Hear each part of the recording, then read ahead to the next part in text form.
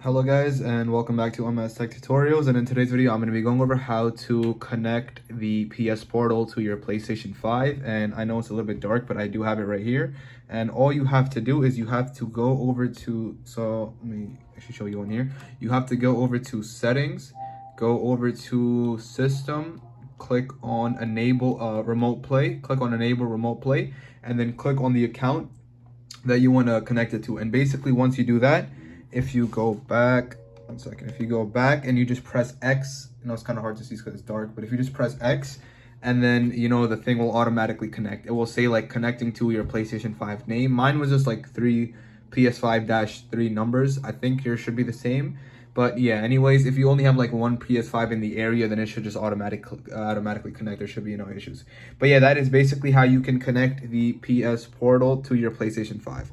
And yeah, that is it for the video. Thank you guys for watching. Make sure to give it a thumbs up, subscribe to the channel, and have a great day.